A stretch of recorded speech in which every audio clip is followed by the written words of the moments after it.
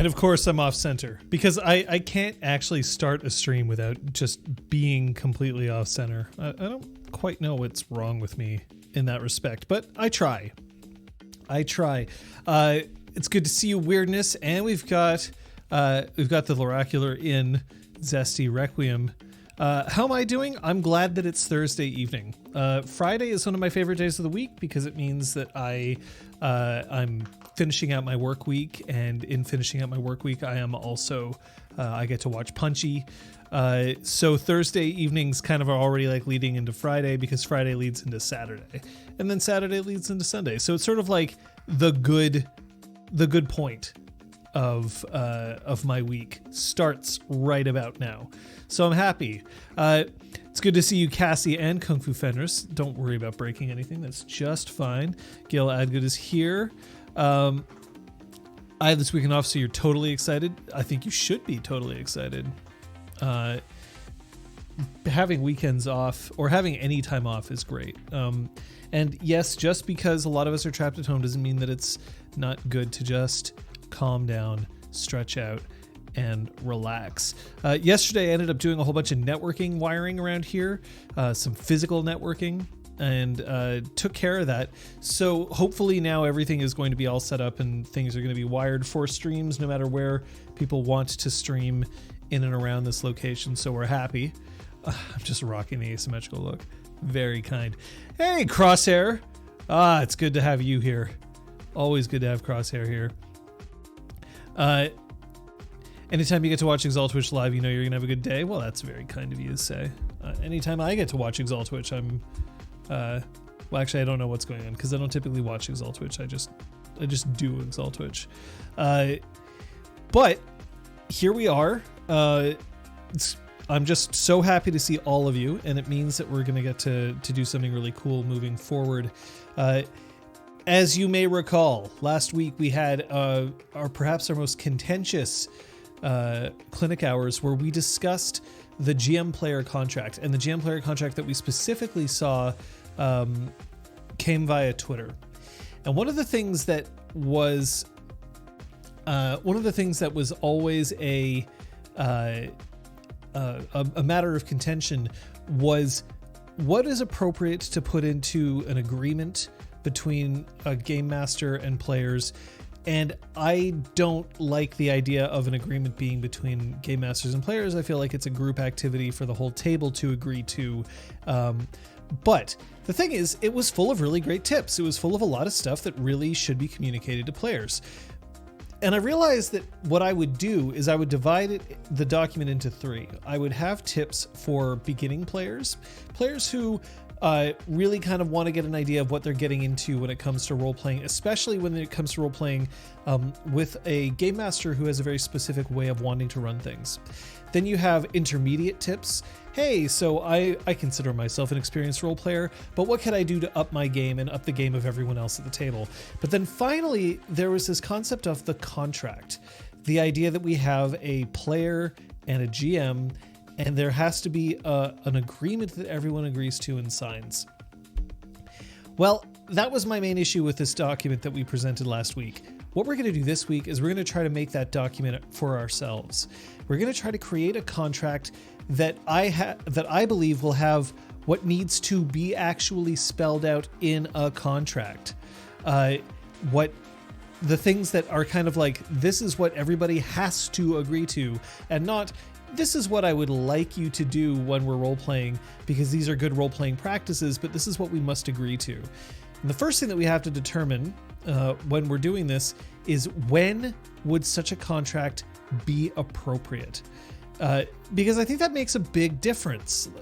When are we, whether we're creating a game with other people or whether it's a game that's ongoing, why would you want a contract in the first place? So we're going to get into that. I'm going to just make sure that I've got everything open up here that we're going to want to have. Bam. Okay, so I've got my blank sheet of paper in front of me. This time it's completely blank, but we're going to take some notes. And the thing is, This I want to be a template that can be applied to more than just games that involve me. I want it to apply to an audience in general. So we're going to be taking your advice. We're gonna see what we can do to bang out what we think deserves to be in a contract, but we're also going to try and make sure that it isn't specific just to one person. So we've got a question here from Requiem Lost. For this contract, are you going to have a specific game in mind for context, or do you feel it's not necessary? So we're going to actually first determine what kind of games need a contract first, and then we're going to see if we need examples for that. Because I do think that there are certain clauses in a contract that'll depend on what kind of game we're playing. Now, I can think personally of 2 scenarios in which a contract would be really important, maybe 3. And the third one is already a bit iffy, but here's what I would think would be an idea for what I would want to see when I would want to see a contract. So the first is a professional game hiring a GM. In general, if you're a group of players and you really want to play, especially if you really want to play a certain system, but nobody wants to run the game or nobody feels comfortable running the game, then this would be a time that I would say that you would probably want a contract if you were hiring a game master. And this is not completely unknown. There are professional GMs out there. They're not terribly common, and I'll also point out that in some cases they're kind of exploitive, because it's sort of like, well, it's either me, but that's the only choice that you have. Sometimes you're hiring a game master because you're a group that gets together at a gaming cafe. I've seen that happen a few times. I've actually been asked if I wanted to do that, which I did not. I'm not really that interested in GMing strangers for money, unless it's in certain tightly controlled scenarios. But if you're a group and you're hiring a GM, I could see why you'd want to have a contract, because at that point, the stakes are a little higher. You're paying for a service, and when people pay for a service, they want to feel like they're getting their money's worth. But not only that, the actual service worker wants to make sure that they're getting what they want out of it as well. There's a reason why contracts are made when you're freelancing. It's because oftentimes you have to have all parties protected, even though ostensibly it's just a simple business transaction. Cassie Mouse, your question actually makes a lot of sense here. What is the point of a contract? Who would enforce the contract? Is there a point to a contract if it isn't really binding? Incidentally, Cassie, if you're comfortable, I don't know what pronouns to use to refer to you. So right now I'm just using they, them, but if you have pronouns you prefer, please let me know. You don't have to let me know also in public if you don't want to. Trey Dog, I never knew paying for a GM you don't know was even a thing until a friend of mine told me his group was doing it. They, them, or she, her is fine. Great, thank you. So it is a thing. It's a rare thing. It's something that I kind of would encourage a lot of groups to not do. It's a luxury, I guess, is what I'm putting forward, because eventually if somebody bites the bullet and ends up running the game, they'll learn, and they'll probably learn to appreciate running the game, or if not, then people can take turns. But if you really all want to be a player and you don't want to run the game, you can find somebody else to do it. We're going to draft a set of conditions on the game organizer. So a good question. Who's giving these out, and will this be a separate document? So if this is a contract, it is going to impose, if we're using like legal terms, conditions on all parties. So it's going to be not, this is what you have to do as a player. It's going to be, this is what each of us expects from the other. The Crosshair says, but this message has a moderation issue. Oh, there's an error. I don't know why. Odd. Thanks, featured chat. Yeah, I can't see your message again, Crosshair. That is odd. So the second one, yeah, Requiem, I could see a contract being needed There we go. Okay, let's get that crosshair message up. Speaking of freelance contracting, as it pertains to GMing, it's also needed for talking a certain number of sessions or a set time, just so the GM doesn't end up in a, we paid you for 15 sessions, but you're not done. So exactly, and that's something that we're going to be getting into. And then Requiem has the next one that I was going to put up. I can see contract being needed for a role-playing convention of sorts, but that may be a different form of contract. Not necessarily. So this is what I would call mass games. Mass games are games where there are so many people involved that you kind of all have to agree to a certain baseline, because there isn't enough time, or it would be too unwieldy to have everybody discuss with everybody else what they expect. Sitting down at a table with one game master and even 5 or 6 players, everybody can have their chance to say what they want to say in a session 0. You can get a lot of things organized in that way, and you don't need to have a contract. But once you start having 50 people, 100 people, 1,000 people in a game, at that point, you're going to need to be able to set some things down that people are going to agree to, because you just simply do not have the time to meet with every individual player. But not only that, once you've met with a player, you can't then go back and meet with every other player because you've had to amend something. You put it in a contract. So I would say that a mass game would also need a contract. And the final one that I can think of, and this one I'm putting an asterisk on because I'm not sure that I would even, oh, it won't let me do that. I'm not even sure that I would do this, is if I had a problem player or GM. If I was playing in a game where I felt like there was somebody who had previously been an issue, and I didn't want to play with them unless they agreed to certain restrictions, this is how I would potentially do it. But in general, I would say if you have a problem player or GM, don't play with them. Find somebody else. If that is an impossibility, or if the person swears up and down that they've cleaned up their act, then a contract might be the sort of thing that you'd want to put in to say like, look, all right, but this is what we're expecting. So what would we do? When else would we need a contract? And for this, I'm specifically meaning that a contract is a document. I am not a lawyer. I am not a lawyer. And no gaming is better than bad gaming. Bad being with bad people, potentially. But I do think that, just because somebody screwed up in the past doesn't mean that they can't ever find redemption. But I should point out, I'm not a lawyer. And the contract that I'm proposing here should not be taken as a legal contract or legal advice. I have a friend who's a lawyer. I'm sure that he'd tell me to say this. I'm dressed like your last lawyer. Oh boy. So I'm not a lawyer, but I should also point out that this is a contract that kind of establishes some ground rules, but I'm not looking to go into a huge amount of legalese. So, wait, anal? I mean, depends on the kind of role-playing you're into, I suppose. But in this particular case,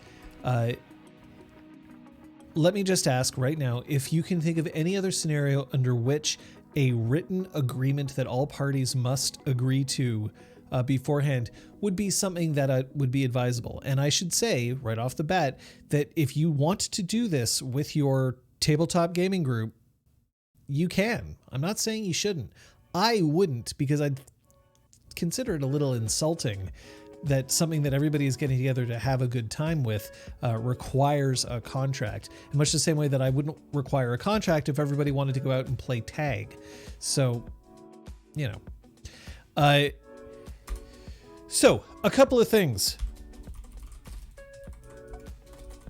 One thing that you'd want is the project information. So this is, what are we doing? So in this particular contract, this is where you, I think, would want to set out what game are we playing? For how long? This can be indefinite, right? How often are we playing? What do we do if we can't make the game? Or if we can't, or if the schedule must change. And who is playing. So the main reason why I would put this in terms of project information and why I'd put this in a contract is because I would want to know what kind of game we're playing, because I wouldn't want to say I agree to run a game for you and then they show up and they're like, we're playing Fatal. So that is a thing that we should kind of hold on to and keep track of. For how long? I think that that's also worthwhile. Remember that if this is a professional game, if you're hiring somebody, or if it's a mass game, then it might be worth kind of knowing how many sessions are we playing. And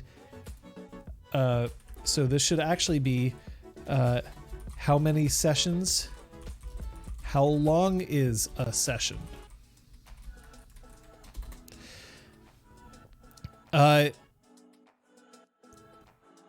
So Gilad Good mentions, I think that a contract like this is a good idea for groups that are getting to know each other. Until you've played for a while and get to know these things, you might want something written down. I would say that if I was being thrown in with somebody who I did not know, I would be more likely to want to use a contract. But that's a situation under which I would feel like I was being hired. So we might put this in as a game of strangers.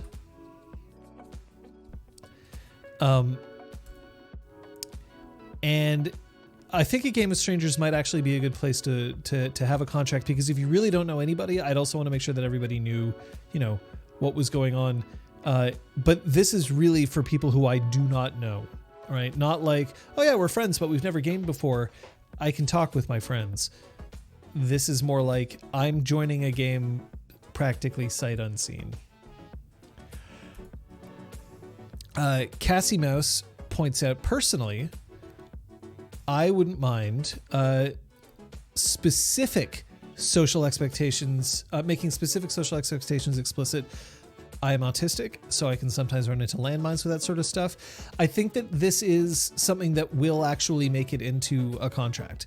But this is the kind of thing that also, as with any kind of document, you gotta change it and alter it based on who you are and who the other people are. Those who are neurotypical, I suppose, may have different expectations than those who are on the autism spectrum, or who may have other specific needs in terms of their societal interactions, right? If somebody experiences a lot of anxiety, if somebody experiences depression or mood swings, these might also be things that people would want to have taken into account. But, look, if everybody is playing by different rules in their head, then let's make sure that the rules are stated right off the bat. So, Kung Fu Fenders, I didn't specifically make mention to somebody being on a spectrum. Cassie mentioned being autistic, and so sometimes there are questions that involve social expectations. So,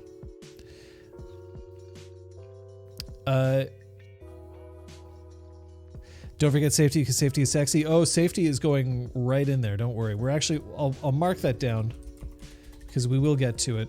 But yes, safety is the sort of thing that should make it into a contract no matter what. So who is playing? Part of the reason why I would say who is playing is, can the group change its player base? And this is something, Sagety, this is something that I would want to make sure is in there, because the amount of work that I do as a game master changes depending on how many players I have. And I also know that I would be frustrated if I planned a campaign and I planned to have a 3-player campaign, like say Exaltwitch, and then I found out that 3 other people were joining the game, and then it was going to be 6 players. Well, that's a different kind of game. Not just different in terms of the narrative that I was planning to make, but it's also different in terms of the preparations that I might need to do, or the style of game that may needs to be run. I don't run 6-player games as a sole GM and enjoy them very much. I've done it, but I don't do it very well. It doesn't fit the kind of game that I want to run or to play. So if somebody was like, hey, I know you agreed to run for 3 people, but now it's 5, this may change how I feel about the game overall. So it is important to sort of mention about that. The other thing is that also, just because we've entered into a contract doesn't mean that it's okay to then just say, oh yeah, and I invited my friend to come over and play as well. Maybe that's not okay. Maybe I don't want to play with somebody who hasn't already agreed to the contract, or maybe I don't want to play with somebody who I've never met before. So,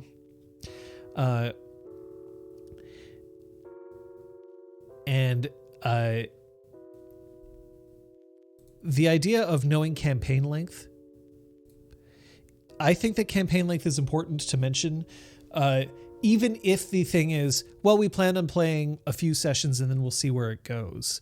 Because I think that's also legitimate. It's one of the things that we do at RPG Clinic. We divide our games into seasons now. When we ran Star Wars Reach, we kind of agreed that we would run a certain number of sessions and then check in to see how we were feeling about it. Because I don't think that it's fair to say like, well, I ran 1 session and, I wasn't immediately feeling it, so I'm walking. Unless it's something that really went wrong, it's usually a wise idea to try more than once. So being able to establish that is good. Also, sometimes some games you want to be able to say, I'm willing to run 10 sessions, but that's it. After that, I don't want to be the game master anymore. Or after that, you're going to have to re-up the contract. So,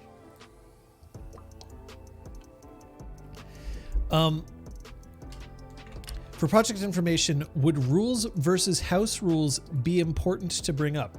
So here's where we're getting into something that I'm not certain of yet. I would consider the idea of saying rules versus house rules difficult to mention in a contract, because in a lot of cases, rules can change on the fly in the middle of a game. And most games, if not all games that are published these days from reputable sources, include rules in them that say you can change the rules whenever you like. So it's kind of like saying we're going to play exactly by the rules means that you are still allowed to change the rules, because that is a specific rule that's involved in the game. Exalted has the golden rule, the orichalcum rule, the storyteller's rule, and the red rule, which are all kind of specific named rules for you to handle. So that's kind of I'm not sure if we're going to have that put in yet, because I think that that's the kind of thing that it's established that if we have to change the rules, we will, but we'll see. So we're going to put that in here. We're going to put rules. So we're going to put that as game rules down here, and we'll see if we need to change that later on. Whether we need to include it or not. Because the other thing that I'm trying to do is I'm trying to make sure that this contract is tight. I don't mean like I've locked you into my legal web. I mean, I want somebody to be able to look at this and not say 9,000 words and decide that they're not going to bother reading it properly. We've all skipped user agreements when you install software or visit a website, and there's an EULA that you have to go through, and it's pages and pages and pages of legalese, and people skip them. And I don't want somebody to skip this. I want somebody to read the whole thing. So establishing these things, I think, is important. This is less important because it doesn't apply to all games, but we are going to put this in here. Who is getting paid? How much? And that, I think, is kind of something that you would have to establish in a contract. We'd also have to point out cancellation. Can the game end early? What happens to the pay if the game ends early? If I agree to take on a campaign, depending on the kind of game master that I am, I might spend dozens of hours preparing for a campaign. We run one session. The rest of the group says, no, we don't want to play anymore. So we'll pay you for one session. Most of my work was front loaded before I showed up for the first session. So I would have to negotiate in terms of a contract, something reasonable, basically saying that I need to be compensated for the time that I've spent working on the game, not just the time that I'm sitting down at the table. Because then there's also, for GM expectations, I shouldn't use I because we don't necessarily know who the GM is in this case. The GM will have the game prepared. The GM will answer questions outside of game time. How much? Or how often?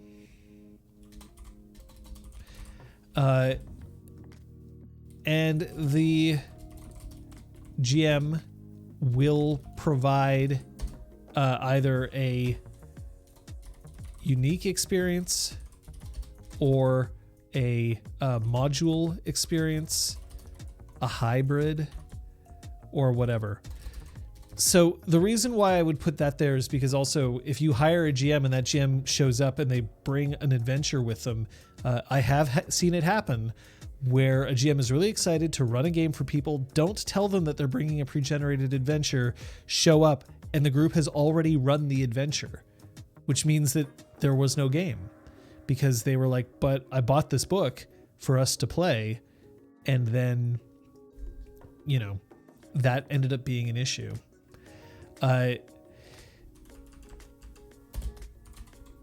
So manner of payment needs to go in there as well. Game organization, location, catering, what have you. So this is also something that would, in my opinion, would be important to bang out in a contract, which is where are we playing? When are we playing?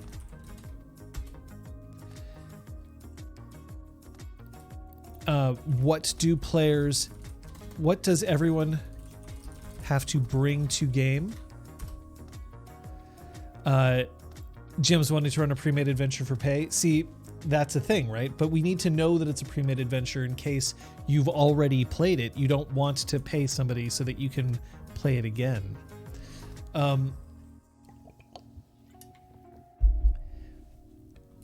Who is responsible for logistics? What happens if logistics must change? Which I know we kind of brought up earlier in here. But this is really important. And part of the reason why it's important is that this is extra work. And it's work that, in my experience, should not necessarily fall on the GM's shoulders. There's sort of like well, you're the GM, you're running the game, so you also have to be the one to figure everything else out. And I gotta tell you, that really sucks because I'm already putting in a lot of work, and now I also have to put in the extra work of wrangling everybody. And what our player, so this is also what is expected in terms of attendance. See, this is something that I also think is particularly important. As a game master, it's assumed that I have to make every single game. I don't necessarily have to make every single stream. We have streamed on RPGClinic without me. Sometimes the players then take some time to talk about the most recent events in a campaign. They take audience suggestions and stuff like that. But in general, a game can't run without the game master. It can sometimes run without a player. Is it okay for a player to miss a session? Why or why not? Is it okay for a player to miss multiple sessions? Do they have to inform people in advance? There's a big difference in my preparation, potentially, depending on my GM style, if I know that I'm going to have every player at a game or not. What if I've created a whole lot of encounters and then someone says, well, I can't make it. I'm like, well, now the encounters are unbalanced because I was expecting a party of 4 and now only have a party of 3. Skilled GMs may be able to make those adjustments on the fly. Others may not, or be unwilling to. And so knowing a week in advance that you can't make game could be a big difference than showing up and finding out that somebody can't make it. So there is that as well. The GM. So for GM expectations, the GM will will act as referee, and, well, I should say the GM will be prepared to act as a referee. Not sure where it would fit, but what would reasonably constitute a game being canceled? So that is, I guess, down here in cancellation. What would reasonably constitute a game being canceled? I would say if a game could be canceled if players or a game master decide they no longer wish to play, if they become unable to play because, circumstances have changed the way that people can interact. Maybe somebody gets a new job and they can no longer play on the same day as everybody else. Maybe somebody's moving away. Maybe somebody has decided that they're not having fun anymore. Maybe somebody really wants maybe like players have developed an animosity towards each other and they can no longer stand the sight of each other, and so they can't play together. These are all things that can happen that can force a cancellation of a game. Not a game, but a session. So canceling a session, that's the same thing, right? So what happens if somebody can't make it? Does that immediately cancel the session or not? How much advance notice do I need to have? The Crosshair mentions that in my old freelance contract had a pre-notice clause, which meant that the employee had to inform me 5 days in advance if my hours were needed, didn't have to check in every day, and was notified in due time. Work would always start 5 days from notice unless otherwise talked over. See, this is something that's kind of important, because canceling on me could make a huge difference. If this is an in-person game, if I have to take 3 buses to get to your location, and it takes me 90 minutes to get there and 90 minutes to get back, and I arrive and the game is canceled, I'm gonna be pissed. Because that's an awful long way for me to go, an awful lot of effort for me to take in order to get there. If I prepare a session and then find out that somebody can't make it, but I needed them to be there, that's another issue. I remember once, while I was running a Changeling the Dreaming LARP, we had a wedding ceremony planned for 2 characters. One of them was a game master NPC, and the other one was a player character. It was a big deal. We decorated. People showed up in specific costumes for the wedding. It was going to be a big event. And then we found out about 15 minutes before the game started that the groom was not planning on attending this session. Didn't realize that we were going to such a big deal effort for this, and was just like, nah, I don't think it's that important that I show up this time around. Somebody actually drove out and dragged him out of what he was doing to show up, which he was willing to do once he realized how much effort people were putting in. But we had planned a whole effort around this. People had spent time and money and effort to make sure that this was going to be a huge event. And then one player could have derailed the whole thing. And then what were we going to do? We could have delayed the ceremony, but we had got a special venue for it because we needed the venue for it. So that was an issue. What were we going to do about the player who was upset because nobody was going to show up? That was an issue. So these are things that we have to keep in mind. The reason why I don't think we're actually going to come up with a perfect contract here and why we're just going note form is because a lot of these things are going to depend on you and your group and your game. These are more like, this is what I would potentially put in a contract so that we can figure it out. But this is where we're getting into, like, these are things that we have to negotiate and agree upon, as opposed to these are expectations I have of you and your level of play. Because I think that putting in a contract a level of play indicates that you're really looking for professional grade stuff. And that's not necessarily fair. I have been RPG napped before, but it wasn't because I was missing a session. It was because people really wanted to play. I was like, I guess I'm free. And they said, great, we're outside in the car. Let's go. It was great. It was wonderful. Not needed for the contract, but there are extenuating circumstances that might cause a player to cancel last minute. Just throwing it out there. Absolutely. And one of the things that the reason why contracts are difficult is because, you know, there has to be a reasonable expectation for emergencies, right? If I'm in a car accident on my way to game, I shouldn't be in breach of contract if I can't play because I broke both my legs 30 minutes before we were supposed to start. So, happens. Well, the crosshair, part of the issue was that the GM who was playing the character getting married was quite upset. And that's part of the reason why we went out, because we were essentially like, look, this person is really wrecked over the fact that she doesn't get to have this ceremony for her character. This was already a situation in which you could potentially make the claim that this GM was was playing a little bit of a GMPC. I've spoken about GMPCs before.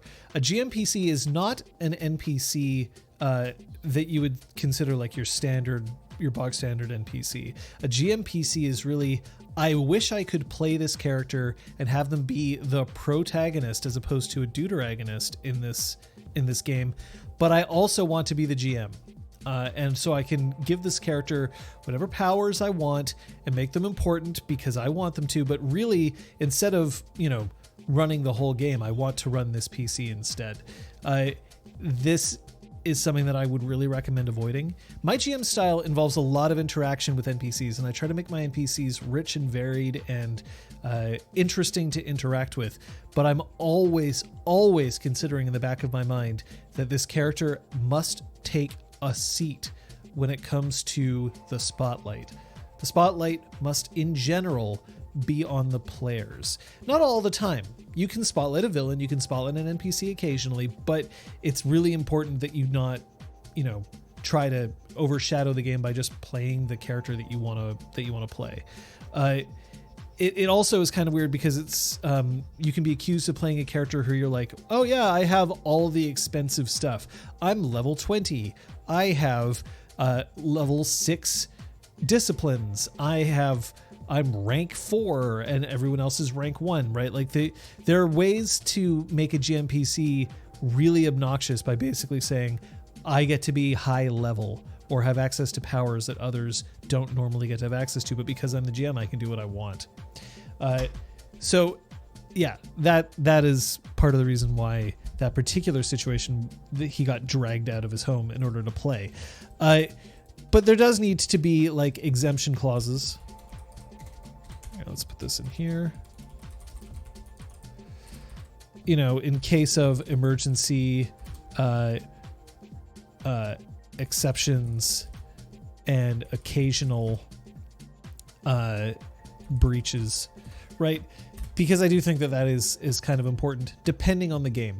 If I'm running a 500 person game and one person can't show up, even if they're important to the storyline, sorry, I will come up with a way to write you out of it. I could put in the contract, I'm not going to kill your character off screen, but I can't stop a game for 499 players because one player didn't arrive. So there is that.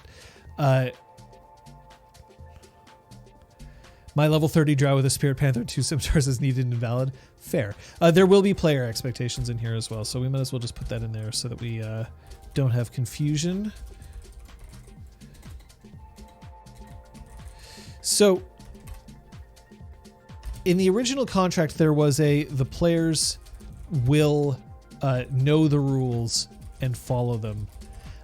And we had put, let me call it up.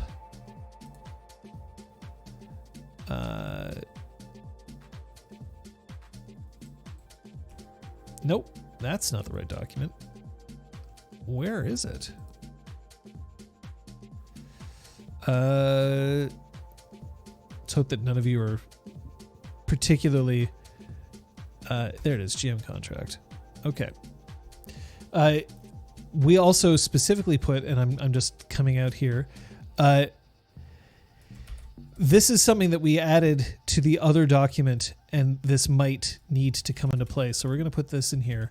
Let's all make sure that we have a basic understanding of the rules and setting before we start play. We can work together to learn the rules if necessary outside of game sessions. So I do think... so character death is something that we can absolutely go into. That, see, I would be more tempted to put that in a session 0. So one of the things that I would put in the contract is session 0.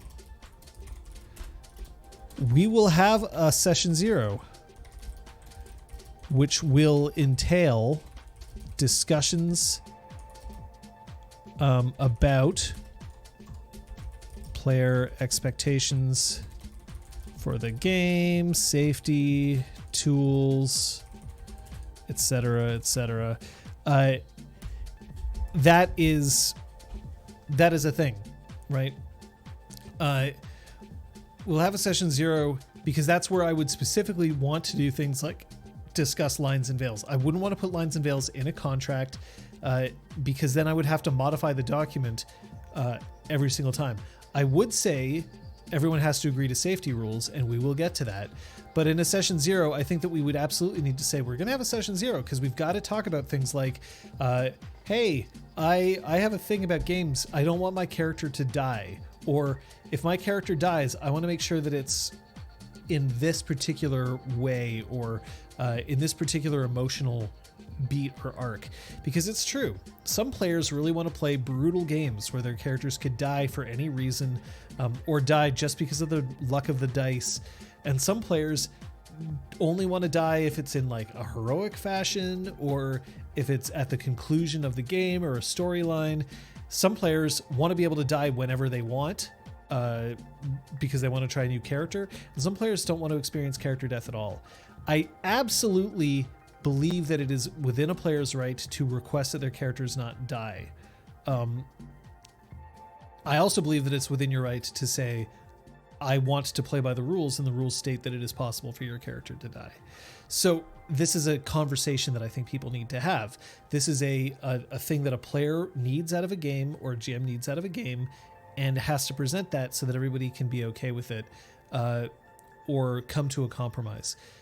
That's the sort of thing that I would discuss in a session 0. And I think that that's crucial that the contract spells out that there will be a session 0.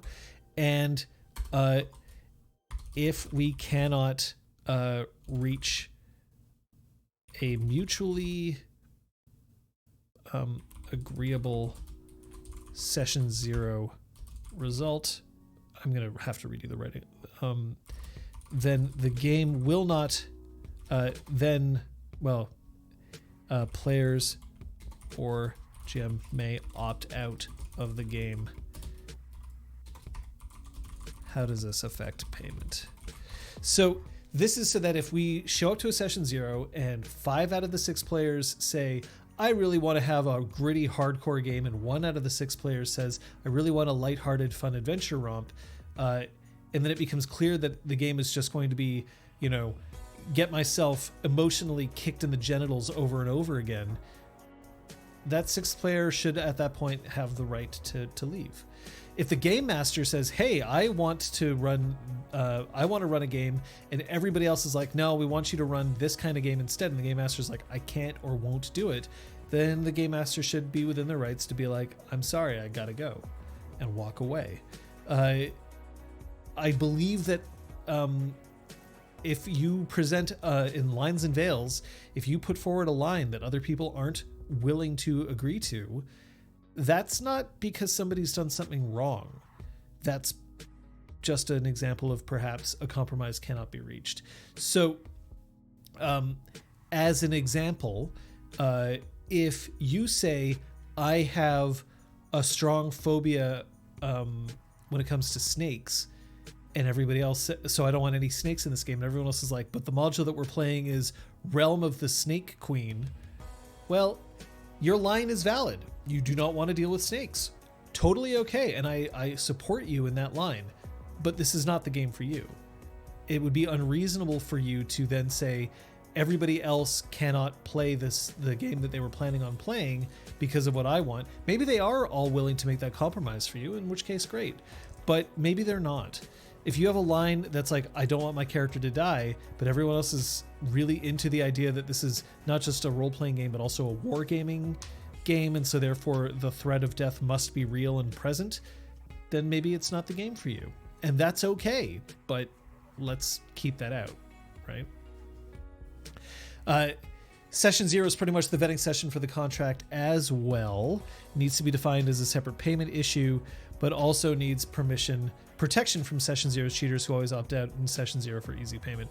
So the thing that I would do, honestly, is I would have this contract presented before Session 0, have people agree to it during Session 0. And that way there is kind of an out, right? Now, you can determine if payment is being arranged, then you can determine in Session 0 if you're going to charge for Session 0 or not. In general, you have to provide some protection. If the game master walks in and says, this is what I want to do, take it or leave it, and everyone's like, no, that's not what we want, the GM can't then turn around and say, okay, well, you owe me $500 because I showed up for Session 0, even though they weren't being reasonable about expectations. So it is just something to keep in mind. Snakes on a planescape or snakes on a planewalker. Well done. You know what? We've discussed this a bunch. Let's just go into safety. I think that's really important, and let's make sure that we've got this here. Safety for me involves we will use safety tools that are agreed upon by everyone at the table. The reason why I'm not going to then I would say spell out which tools you will use. So, e.g. safety cards, X card, X flower, etc. The reason why I think that it's important that you spell out that everybody has to agree to use these safety tools is because it's important that people kind of know what's going on, because not every group is going to use the same kind of safety tools. So actually I'll replace X-Flower here with lines and veils, etc. One of the things that I will say though, in this case is the red rule is always in effect for everyone at the table, including the GM. For those of you who may not know, although if you're watching me here, then you probably know what the red rule is. The red rule at its very core is if your character could be forced into a sexual situation that the player does not want, the action fails automatically. So whether it's that you're using Charm Person to get somebody to come over and give you a kiss, whether you are trying to sexually assault somebody, although if you're doing that in a game, I don't want to play with you, but I'm not going to say that, it's impossible. There are certain scenarios I can see in which that might be something that people want to do to work through trauma. Don't do this if you are not a licensed professional, etc. It could be that you are trying to seduce a player and you roll your charisma and you roll a natural 20. And, I do believe that it is important that somebody be able to say, I don't want this to happen because I just don't want to consent to this sexual situation. A forced holding of hands. See, the thing is, some people might say that as a joke. I'm not saying that you're saying this as a joke, Zesty. Hey, thanks, Dio. I'm not saying that you're saying this as a joke, but some people would make that joke like, whoa, what if I hold hands with somebody? There are people out there who may really feel uncomfortable even at the suggestion of physical touch. And it is not up to you to judge these people. So it is, hey, Aragorn, very happy to see you too. So the red rule basically gives people protection along those lines. And you can opt in. If you say, yeah, I want my character to be able to come on to this person because of this charm spell, go for it. No worries there. But the red rule states that if you choose not to, it doesn't work. The original red rule basically said that players didn't have to deal with this and the storyteller kind of didn't have to deal with it. I'm making it explicit. Everyone has to agree to it. As a storyteller, you are often playing NPCs, and NPCs tend to be more targeted by these kinds of things if players are heavily investing in like charisma powers, but you have the right to say it as well. I'd recommend that you tell a player if you know that a spell or a spell-like effect that they're buying for their character will never ever work because you will never put up with it. Maybe let them know, but otherwise, that is a thing. So the red rule always being in effect, this is something that, as much as I would say choose the safety tools that work for you, this is a rule that I believe needs to be in every game. So I would put that in there. And then I would also say a failure to abide by safety rules can mean,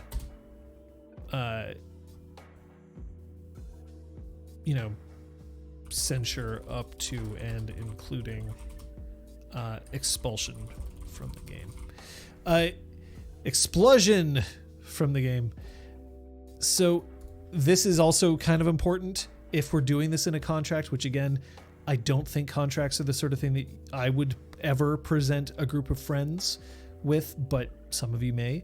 But it is important to say, like, look, yeah, here are the safety tools. And if you don't pay attention to the safety tools, we can end the session. We can kick you out. We can do whatever we need to. Making a mistake, that's different. But that generally safety rules aren't about like, they're not completely binary yes, no. It's more like, this is what we're trying to do. But if somebody flashed a red card at my table and somebody else started mocking them for it, then to me, I'd be like, all right, well, explain why I should continue letting you play in my game, because clearly you don't care about safety. So failure to abide by the rules results in immediate explosion. Harsh but fair. That is true. It is absolutely true. The Crosshair says, I would also add that players in GM have at any time the option to change their mind on rule set, what happens to them, such as lines or veils. So this is part of the safety tool. And I wouldn't want to necessarily write how a safety tool works in the contract. I would explain this as we were picking the safety tools, but any safety tool worth their salt essentially says players have the right to opt in or out at any time. Things like, just because you're not comfortable with something now doesn't mean you won't be comfortable with it in the future, or vice versa. So there is that is part of it. Because remember also, we're already, even though we're just doing this in point form and we haven't even answered a lot of these questions, we're already at 351 words. We do have to be careful that we put in what's essential in here so that we aren't making it so difficult to read that nobody wants to keep going. So Requiem, this is true. Anybody should be able to quit at any time, which I think should be put in. But while anyone can quit at any time, how does this affect pay? The reason why is because I don't think that role-playing is the kind of thing that you should be locked into, right?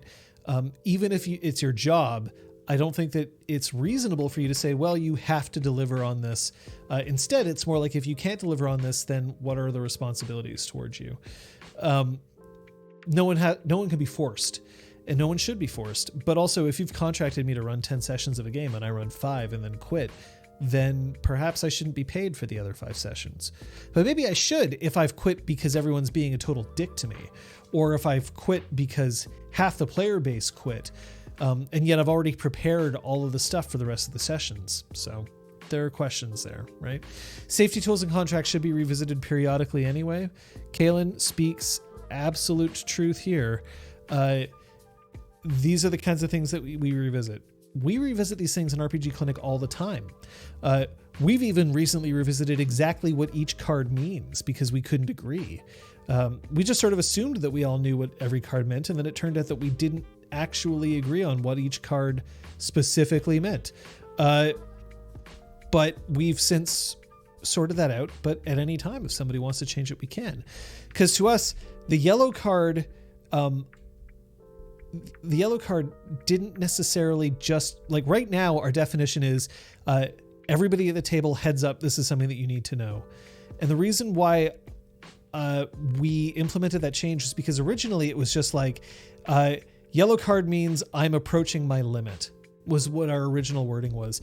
The thing is, approaching my limit doesn't necessarily indicate everything that would be important enough to flash a yellow card, but also it would mean approaching my limit generally means that you're still okay. So flashing a yellow card might be too harsh to get everybody to back off. So a yellow card, I have a yellow waffle thing here instead.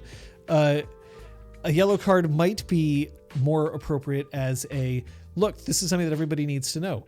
I can flash a yellow card for a lot of different reasons now. I can flash a yellow card by saying, like, folks, just so that you know, I realize that you're all goofing around, but this is a serious fight and your character may die.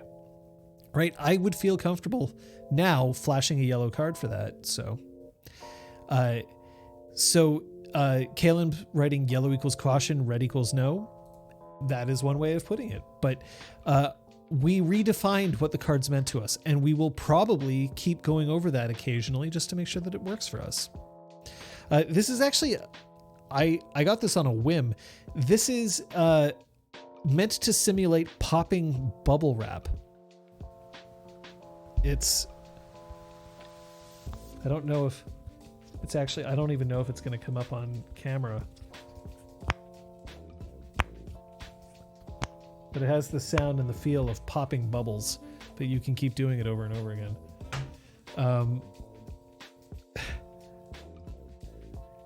So that's a thing that I picked up. Perhaps silly, but perhaps also oddly calming. And that it was, you can get them off Amazon. They're pretty cheap, to be honest. It came with 2.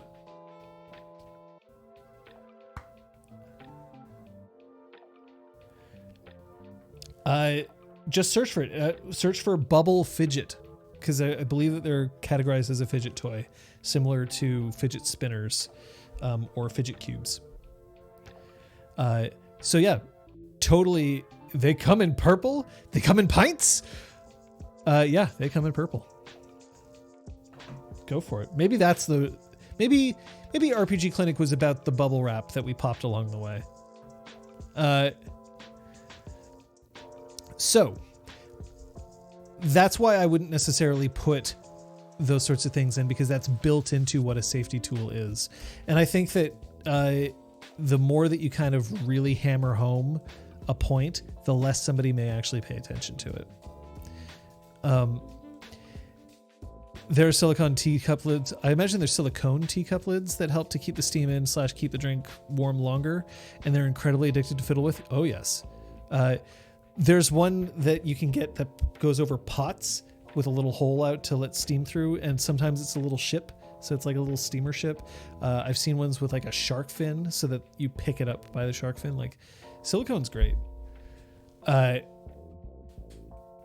But also there are anime figurines that are created to specifically sit on the lids of ramen noodle cups to hold the flap closed while they're steaming. Similar to what I to the pot ones. Anyway, so this is something that Aragorn kind of pointed out. So I'm going to actually poke her about it just to make sure that this is something that you would include in a contract. I do think that it is important that in a contract it is agreed that players have a reasonable understanding of rules and setting before play, and will take the effort to learn. This is something that I would put in a contract. I would also make sure to let people know that if you don't know the rules yet, I will help you learn them, right?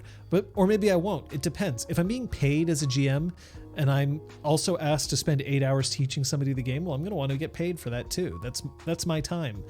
But I do think that this is important because it's an expectation in terms of a game that I want players to realize that this is going to bog the rest of the game down. If you show up and you don't know the rules and you haven't made an effort to know the rules, it's going to make everyone else have a bad time. This is also similar when it comes to the GM, right? If the GM says, yeah, I'll run this game, but doesn't actually know how to run it at all, well, this is kind of an issue. The issue that I have is that this isn't something that I would necessarily want to divide between GM and player.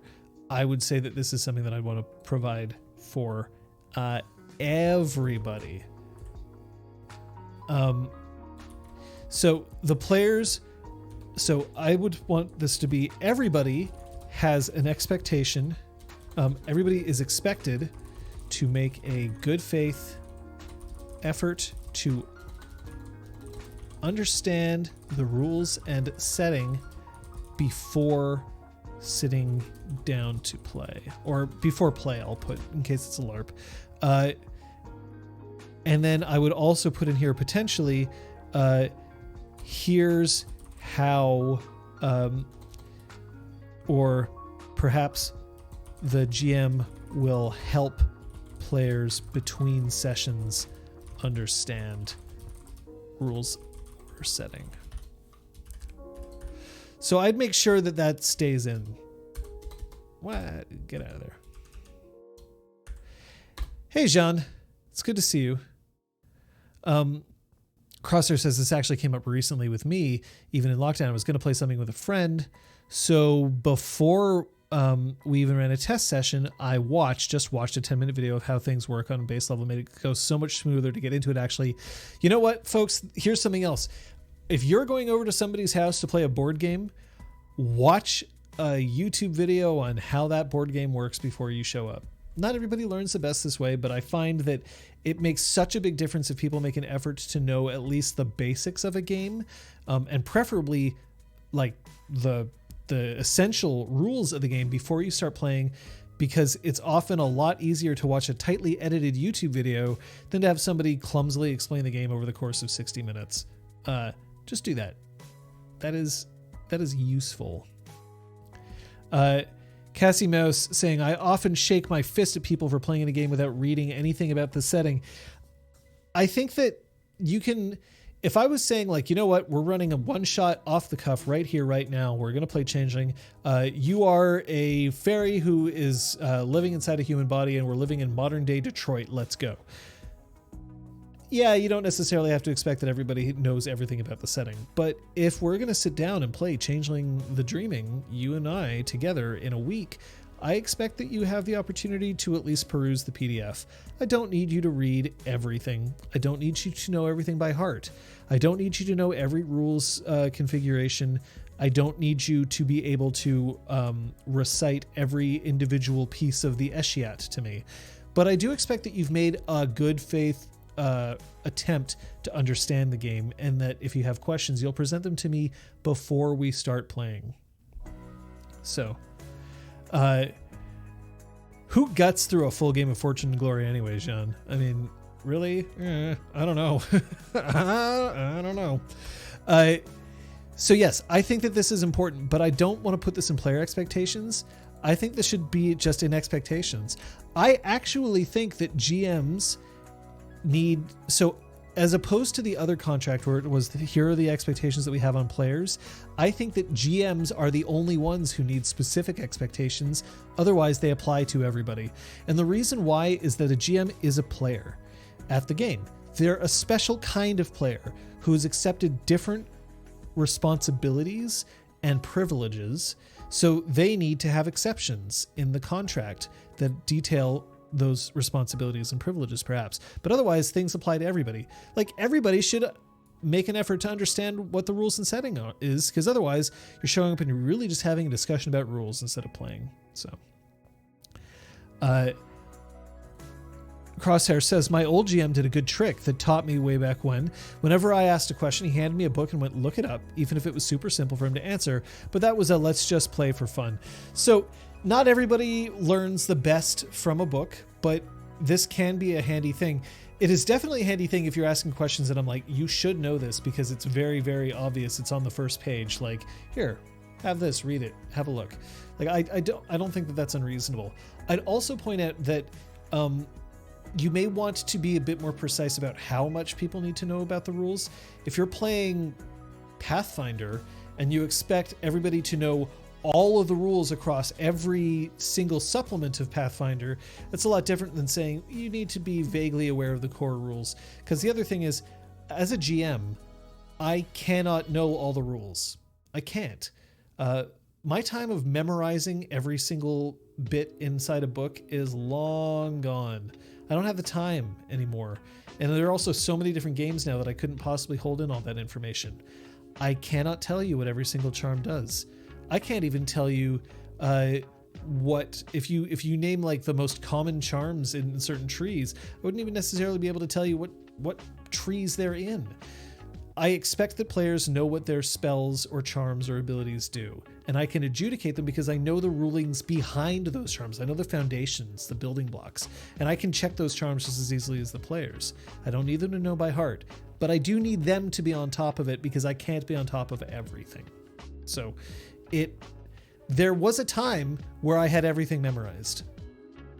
Unfortunately, those times are since past. Also, games have gotten more complicated as time has gone on. For Changeling 2nd Edition, I could tell you every single art that existed, and I knew all the rules backwards and forwards. Or at least I did. Changeling 20th? Less so. Partially because I was also operating off that old information, so sometimes it was hard to tell, like, what's the old version, what's the new version? I used to read books obsessively and memorize them, but now I cannot. I just don't have the time or energy to do so. So I have tempered my expectations as a result. So that is a thing. And when Cassie mentions things like, sometimes I know the book better than everybody else, so there's often a disconnect. Well, in that case, the thing is, hopefully I can use you as a resource, right?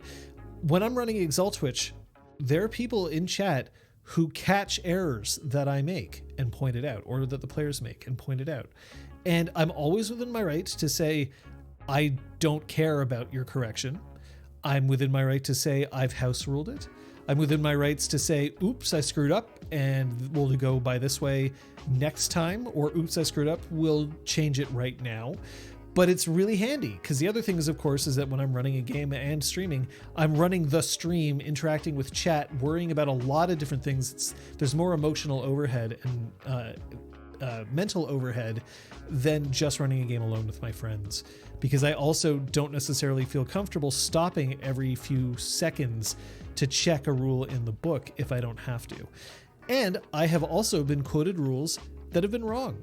People have told me rules in game, which I've said, oh, okay, and then later checked and been like, no, I was right the first time. And that's okay too. The point is that everybody has fun.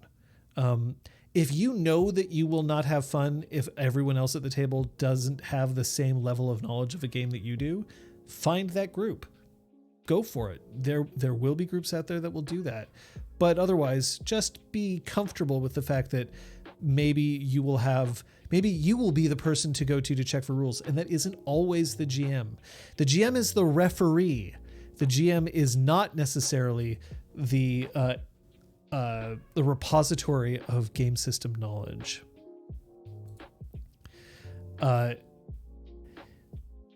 So the Crosshair says, big caveat here though, you may sometimes be hired to run Babby's first D&D for people who have no idea about what a D20 is, and then the whole know something before we play turns into let's teach new folks how TTRPGs work, and that's fine too. Yes, if you have made that original determination, if you said like, yep, this is a teaching game and we'll figure it out together, that's totally understandable. And that's how your group may choose to work. Our group runs mock sessions where we don't actually do a whole lot of role playing. We just engage in systems play. And that isn't even necessarily just combat. To make sure that we know what the systems are, we get used to it, and we can move forward that way. But I do think that the expectation is that if we're playing, you have made an effort to know what's going on. And if we have determined before the game starts, okay, we'll learn while we play, that's okay. Then we've made that decision together. But this is especially for times where if I have 3 experienced players and 1 new player, that new player, I will expect you to not necessarily know the game at the same level as everyone else. I will expect you to at least have made an effort to learn somewhat, because otherwise we're going to sit down to play, you're going to ask a question, and the entire session is derailed over and over and over again because you haven't learned anything. So I do think that this is a reasonable expectation to put in here. Another expectation that I would put in here, which I will actually ask if other people agree with, because I don't want to put things in here if everybody hates it, is everybody agrees to prioritize the fun of everyone at the table, not just their own.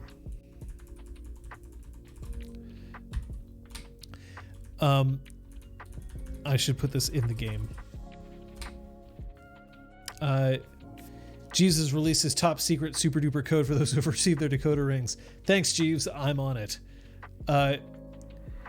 This is something that can be more and more difficult if you are in a mass game, but it is still something that I would want to include.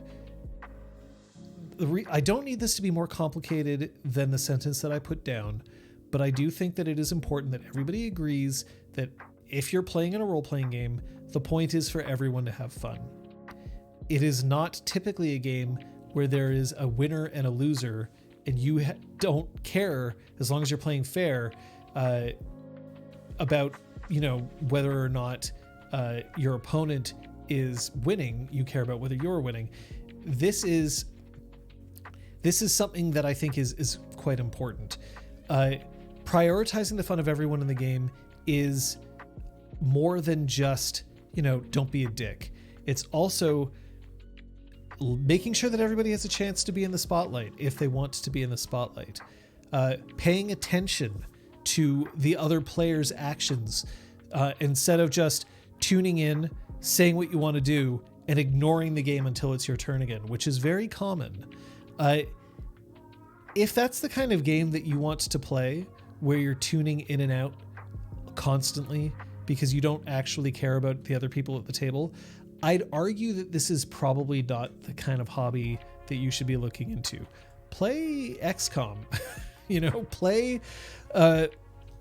play a massively multiplayer online RPG where you only need to focus on yourself and everyone else is kind of just along for the ride. This is important to also be vague, because there's things like, look, if we're playing in an online game and combat is taking, a lot of time, and you quickly glance down at your phone to check your messages, and you are tuned out for 15 seconds while somebody is checking in the rulebook, that's fine. I don't think you're hurting anybody's fun doing that. My expectations may be different than other people's, but that's okay for me. I am totally down for that. What I'm not okay with is somebody who's like, here's my action, and then they immediately get up, they leave, they stop listening to everybody else, they come back, and then they're like, okay, well, what just happened? Well, if you'd been paying attention, you'd know, kind of thing. So there is that.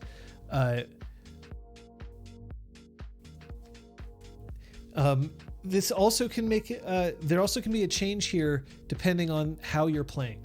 So if you're playing in an online game where nobody can even see your face, and it's push to talk, and it's a chat room, it's Roll20 or whatever, well, in that case, I'm going to be a little less worried about things like whether you're playing solitaire at the same time as playing this, because if it's all in a chat room and there isn't actually any, if it isn't even a conversation, then you can follow along at your own pace, because that's fine. As long as you're making your moves in a reasonable amount of time you're not hurting anybody else's fun, because there's a certain acceptable limit to how much interaction there needs to be in this game. So it's variable about how much attention you need to play. But it's not just that. Things like, if I join the game and all I want to do is play for 4 sessions and then assassinate every other player because I've come up with a stupid broken build that I can do that for, and it's going to wreck everybody else's time, don't do it. You're not actually making the game fun for everybody. You're only making the game fun for yourself. And that's not fair to everybody. Are you constantly making the game about you? You have to be in the spotlight. Anytime another player's story comes up, you immediately shoulder them out of the way so that you can be the one that everyone pays attention to. Are you constantly belittling other players for their lack of knowledge? Are you learning what other players want to do in terms of their storylines and then taking them over for yourself, right? Like, what happens if somebody's like, I want to get revenge on the person who killed my father? And then you say, okay, and in a side session, you go off, you kill them easily because your character is an assassin. And then you come back and say, yep, you don't have to worry about it anymore. Your father's killer is dead. Let's just move on with the rest of the game. Well, you've taken away a story that might have been really important to that player. Maybe they'd be thrilled because this would be a new thing for them to explore, but they might have been really looking forward to doing that. You essentially put your own fun above another player's. So this is something that I think is a very important expectation to drop into a contract. Everyone agrees to prioritize the fun of everyone in the game, not just their own. What that means is up to you as a group. Something that you may want to discuss in a session 0, but everybody has to agree to it. At least I believe so. And if you want to call that out, please, by all means. If you want to call out anything that I've put in here, please do so, because that's what we're here for.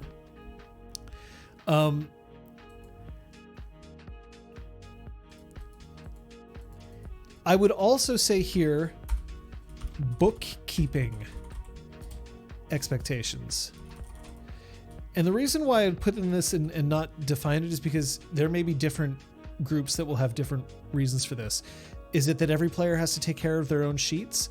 Is it that at the end of game, all sheets make it into a communal binder? Is it we all agree to use a Google document to keep track of everything? Or all? It is an important thing to define, because you will sometimes run into situations where someone was like, they show up and they're like, oh yeah, I didn't do X. I didn't bring my character sheet today. I'm sorry. But that means that I can't play, or I have to make my new character, so it's going to take another 45 minutes while I do that. So, yeah, this can also sort of cover how the game is played. So this is really important, I think. Is everything in game what's in session? Is side role playing okay? Are there ninja notes in play, or all player to GM discussions in the open? Are people trusted not to meta, etc.? So I do think some of this comes into play in terms of like what the GM expectations are. Because remember, things like side role playing with the GM, if the GM wants to, great. If you're paying the GM, you may have to pay them for side role playing as well, right? But I do think that that is the kind of thing that I would put into a session 0. I don't know if I would put that into a contract, because I think that that's the kind of thing that's a negotiation for everybody, instead of just being a hard line. Player to player side role playing, again, same thing. I would put that in a session 0 if it's important.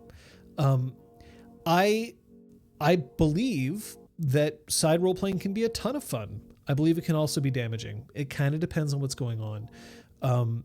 I have, in my own previous experience, I have played in games where I side role played with one player. The other players, I gave them the option. They never really took me up on it. But then this player all of a sudden started getting like way more information about everything, because they were just so into it that they discussed things and they developed relationships with other NPCs, and like their role-playing experience was much more deep. But then the other player started complaining, being like, well, we're not getting any of this stuff. because we don't have the time for side role playing, and she does. So there's some balances that you kind of have to work in there. But this is a session 0 thing because this is really a negotiation, as opposed to a hard and fast rule. And yeah, there is a certain thing where, like, sometimes I would want to see what happens between players. Like, that's interesting to me. I don't want that story to be hidden from me. I have an advantage in that if we're playing, we're usually streaming it, which means we've also recorded it, which means that people can watch it back. If you're not there for a session but you want to see what happened, you can. If players want to have a side session, they can record their session and post it online so that everybody can watch. So these are things that I think would be the kind of thing that you'd want to throw into a session 0 as a discussion. So that's expectations for the game, safety tools,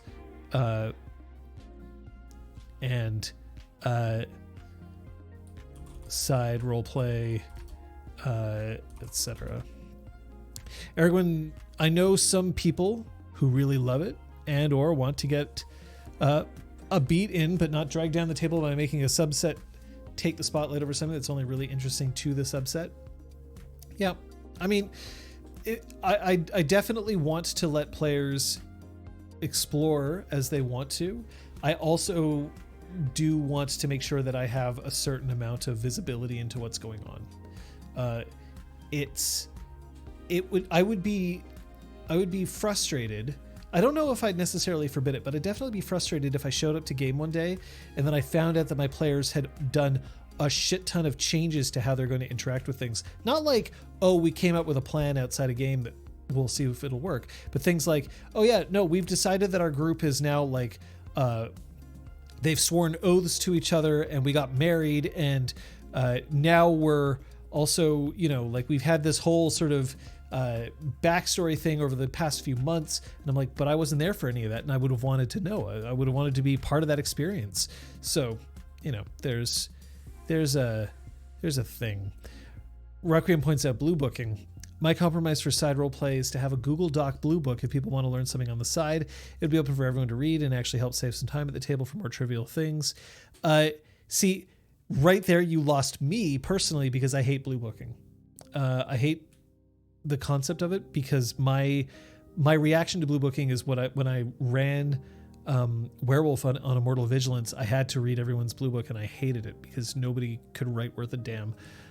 Or even if they did, they were writing it out of obligation as opposed to joy. I know that that's not necessarily true for everybody. And there have been times where players have written bonus content that's been posted, and I've really enjoyed reading that. But they also do it when they want to because I don't require them to. Blue booking is when you write prose about a game, either in character or about character. It's like a character journal. It's like a character journal, or it's like so it could be, here's what my character thinks about certain things. It could be detailing things that happen in the character's downtime. It could be, here's how I imagine a scene would go if I wanted to have my character meet Batman. It can be really interesting, and it can also be awful. The best blue books are from when people want to write that down and they want to share it.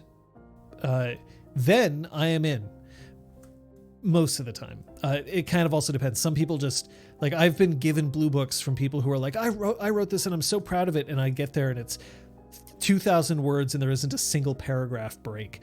And I'm just like, this is unreadable and I hate this. But there are times where players want to do things on their own, like Elizabeth is talking about right now. When I'm getting squirrely between games, I journal that shit and share it with no one. And I think that's fair. Like, that's okay. That's stuff that you're doing on your own. Go for it. If you want to share it, great. But I just never want to require anybody to do that kind of homework. That's homework that you're not necessarily going to enjoy doing, and I'm not necessarily going to enjoy reading. So,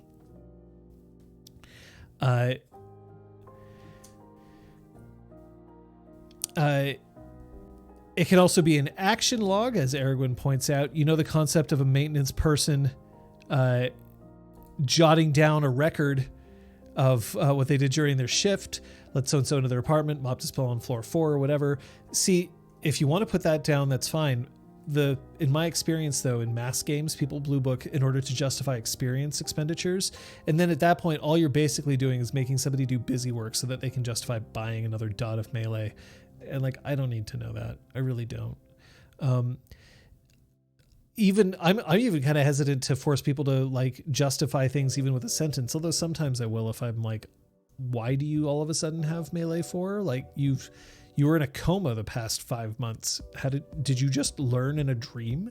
But at any rate,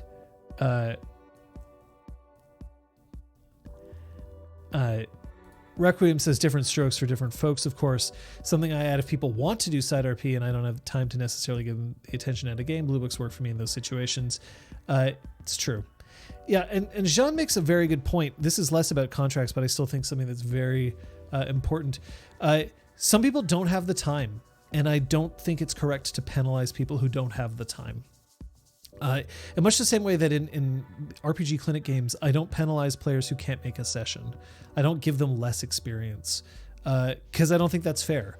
I think that all of my players make an extremely good faith effort to show up to game whenever it is feasible and possible. If they miss a game, it's probably because real life is interfering with them. They don't just say, I don't feel like playing today, right? Like if they really don't feel well or don't feel up to playing, then that's okay. But they make the effort. So I don't want to then say, well, Liz didn't have a real life situation come up, so she gets the experience. But Scott had to work that day and he couldn't get out of it, so he doesn't get the experience. Like I don't want to make people feel badly in that way. So there is that.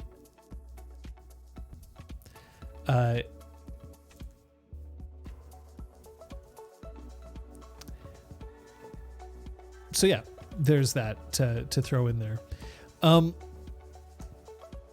But in terms of contracts, getting back to this, I'm totally fine being distracted from this, by the way. I'm not building this because I need to have everybody sign a contract in the near future. We just don't. But I think somebody did mention this.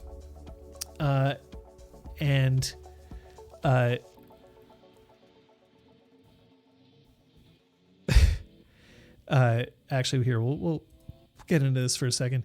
Dio says, I ran into a problem like that in a Dungeon World game that I ended up leaving. I assume that DW means Dungeon World. The GM would give homework. I barely had time to do it, but I would get pestered out of the game. Hey, did you do XYZ? And then when I did find the time, sorry, Dio would probably say XYZ. And then when I did find the time to do it, the GM told me, oh, yours is too much like this person's and they did theirs 2 days ago. You have to redo this. I did not last long with that group. I would run screaming from that group. I would get the hell out. Forget it. No, thank you. Requiem Lost says, something that just popped in my head. If your character dies or you remake a character, what kind of XP do you get? This is not a contract question for me. This is a session 0 question for me. A contract is the kind of thing that I'm like, look, we all have to agree to these terms before we start play, before we even begin figuring it out, because these are non-negotiable. Things like the GM should be prepared for game. I don't think that's something that should be negotiated. The GM's got to be prepared. Maybe the GM doesn't prepare for their sessions a lot. That's okay. But the GM should be ready to run the session when it's time to go. Everybody making a good faith effort to understand the rules, that's not negotiable. I think that everybody has to make a good faith effort to understand the rules. But I will in a second, Aragorn. But things like, what kind of XP do you get for that? What house rules are we playing with? These are negotiated terms, and that goes into session 0. So here, let's go over what we've got so far. Here are the scenarios under which I would say a contract might be a good idea. If you're hiring a GM, it might be a good idea to set things out in a contract. If everybody at the game is a stranger, who may not necessarily be that comfortable openly discussing all these things with each other, this might be a good thing. mass games where there are so many players in the game that it would be unreasonable to have like individual conversations with everybody. The edge case of if you have a problem player or a problem GM, which you're giving another chance, they might need to have a contract that they can agree to. IANAL stands for I am not a lawyer. So I am not giving any legal advice here, and I don't actually know how to draft contracts properly. Anyway, a contract, first thing, project information. So what game are we playing? How many sessions? How often are we playing, and who is playing? These are things that kind of are, especially if you're hiring a GM, you kind of need to know what everybody's getting into. Logistics. Where are we playing? When are we playing? What does everyone have to bring to game? Who's responsible for logistics? Who has to make the schedules, kind of thing? What happens if they must change, and what is expected in terms of attendance? This is not session zero stuff because this needs to be organized beforehand. At least it's basics. Or you have to say, we will discuss this at session zero. But logistics are important to set forward, especially if you are hiring somebody, or especially if it's a mass game. Saying, oh yeah, we're playing, but you don't say when or where, makes it harder for somebody to agree to a contract when later on you find out that the expectation is that we're only playing, we're playing once a day at 2 a.m. Less useful. Payment. This is only if the payment applies. Game cancellations come up. Who's getting paid, how much, and how. I think that's set forward. While anyone can quit at any time, how does this affect pay? So if you cancel a game, do people still get paid, and how much? I think that this is important, remembering that there are people who put in work into a game before it starts. And if you make somebody come up with an entire adventure and they are the type of GM to plan everything out in advance, and then you cancel on them before the game starts, they should still get paid for their time. Cassie says something, and I have to highlight it because it is so correct. I often find that someone thinks they want to do role-playing, but they actually just want to write a novel while others watch. Weird mental headspace. Correct. Role-playing to me is a communal activity. It is communal storytelling. If you are there just to watch somebody tell a story, that's totally okay, but to me, that's not role-playing, that's something else. To me. Not necessarily the be-all and end-all definition of everything, but that's what I can definitely put out there.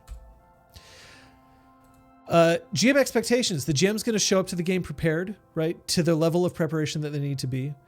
The GM will be available to answer questions outside of game time, and how often should be described in a contract, especially if you're paying the GM, because that's putting an expectation on the GM. So the GM, like, I think that it's reasonable to put that expectation on a GM, but I think it's also reasonable to limit that expectation. I don't want to answer questions about a game at 4 a.m. I don't want to be expected that I have to do an in-person tutorial with somebody that lasts 14 hours because they don't want to bother reading the book. I'll definitely sit down with you for some time, but maybe not 14 hours worth of time. The GM will provide, and this is in terms of the story, I do think that it's worth setting out in the contract whether you're using a pre-generated module, or whether you're writing your own adventure or you're doing a hybrid of both. I think that that's important, especially because if you are doing a pre-generated adventure, you generally want to make sure that your players know which one you're doing in case they've already played it. The GM will be prepared to act as referee. I think that this is important to put in an expectation because this is part of a GM's role. Being prepared to act as a referee does not mean that you necessarily know the rules best at the table. It means that you are the one who makes the final call. And that in general lays as a responsibility with the GM. You are allowed to say, what do you think? Okay, we'll go with that. But the GM makes the call. And I think that this is important to state in a contract because then it also makes sure that the players know that if the GM makes a call, that's the call, right? A referee is a referee. Expectations for everybody at the table. Everybody is expected to make a good faith effort to understand the rules and settings before play. And you might want to include a clause in here about how you can get people up to speed outside of play. Like, I'll sit down and talk with you about it. We can do a phone call. We can run mock sessions. I can lend you my books, blah, blah, blah. But I do think that this is something that is important to set out, because once you are playing is not the time to start teaching the game unless that's what everybody wants. Everybody agrees to prioritize the fun of everyone in the game, not just their own. I think that this is something that I wish more and more players were presented with, players and GMs. If I ever write a role-playing game, this is going to be one of the big rules at the beginning of the book, similar to things like the golden rule, orichalcum rule, red rule. This is going to be a rule. Everybody is there to prioritize the fun of everyone at the table in the game, if it's a LARP, not just their own. And bookkeeping expectations, the idea of like what kind of who's keeping track of character sheets, who is somebody taking notes for the rest of the group, who's tracking inventory, who's tracking resource management.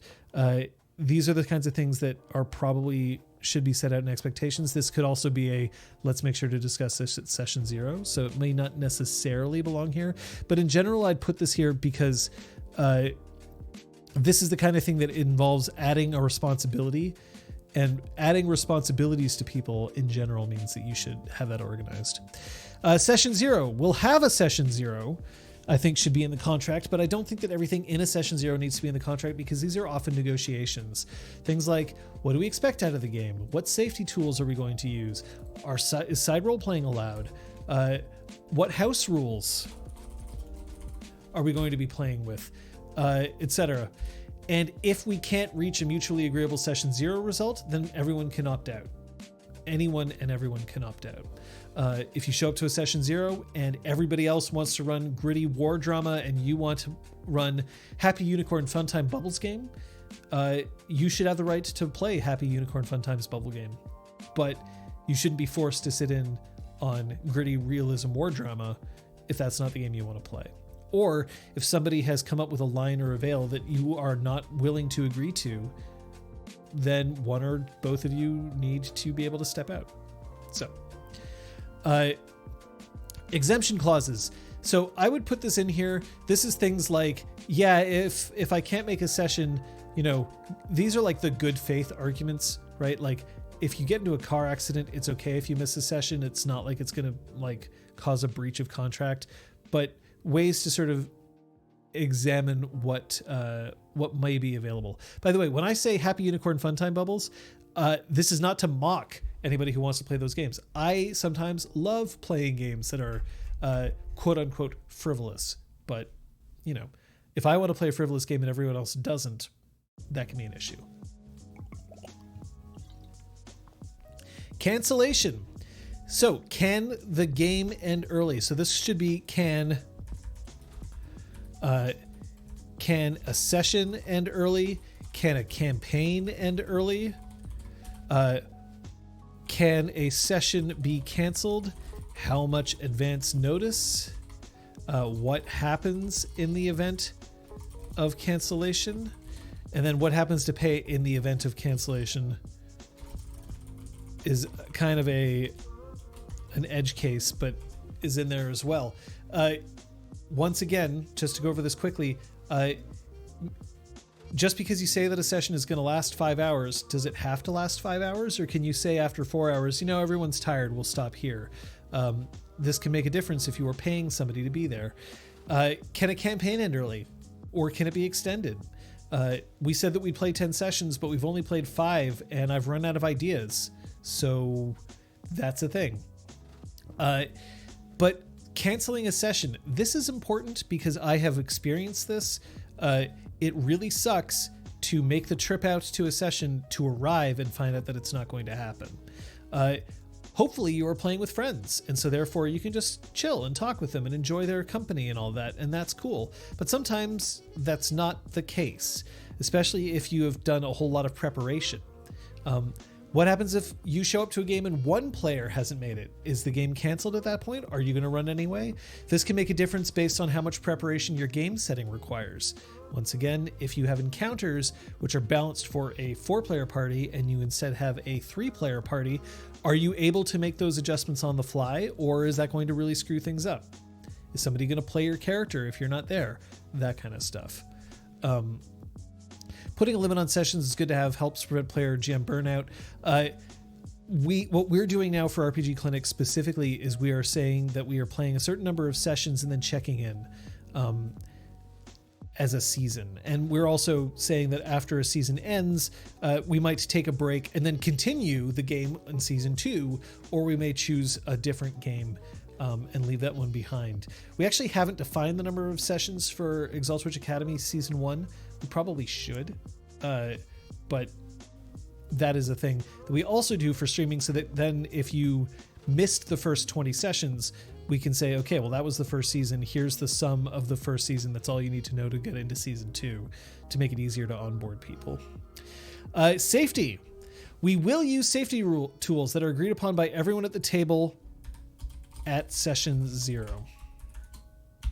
The reason why I don't want to say the specific safety tools that are being used is because different tables have different needs, but the red rule is in there. I think that this belongs in there. The red rule is always in effect for everyone at the table, including the GM, and failure to abide by safety rules can mean censure up to and including expulsion from the game.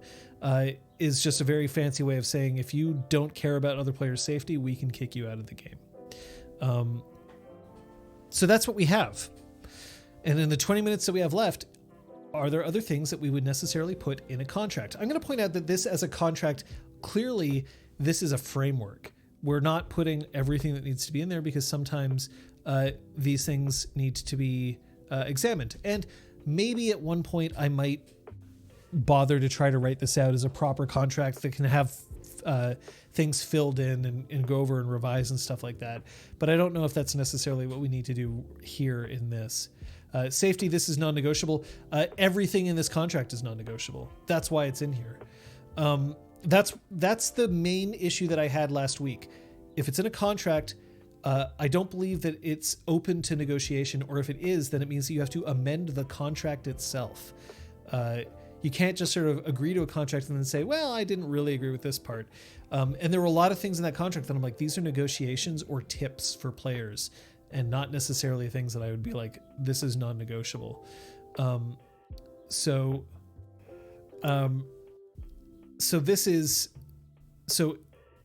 anything that's in here is non-negotiable. And this is my own personal preference, but one of the things that I like to see in this is that it treats everybody fairly, but it also treats them with respect. And to me, a contract isn't respectful if it's full of things like, this section is especially important to you, player number 3. Player number 3, you have to pay attention to this, because then you're essentially calling people out, and I don't like to call people out for this. A contract should not feel aggressive, in my opinion, for this. It should not feel like something that you're coming in and being like, all right, agree to this or we don't fucking play. Even if that's the point of the contract, it should be more like, hey, we're all getting together to do this really cool thing, but there's some things that I think we should agree to first. I should also point out that in this contract, this is what I expect from you as players. This is not what I expect from players as a GM. This is what everybody needs to do. I've put more on the GM than I have on the players, because I think that the GM is a player and is subject to all rules that players are subject to, but have additional things that they have to worry about. The one thing that players also have to put up with here is that the GM will be prepared to act as referee, and that there has to be limits to how much a player can pester a GM. So that matters. So yeah, I would expand this if I could. Kayla, that's very kind of you to say. I don't know if I'm always amazing. Yeah. If this was a work capacity, I might have a lot to add and change, but yeah, for now. So obviously some of these things are negotiable in terms of a contract for you. If you were a GM who is hiring yourself out to other players, there might be things that you believe that you needed to put in here. Maybe you have riders that you want to attach to your contract, like when I show up, everybody has to buy me dinner. I've seen this, and I'm not even necessarily completely against the idea of the GM getting some special treatment in terms of that at at a game, because the GM sometimes puts in a lot more work than everybody else. So it's kind of reasonable to expect that the players can thank the GM by doing things like making sure that they're fed. But this is, GM bribes are a thing.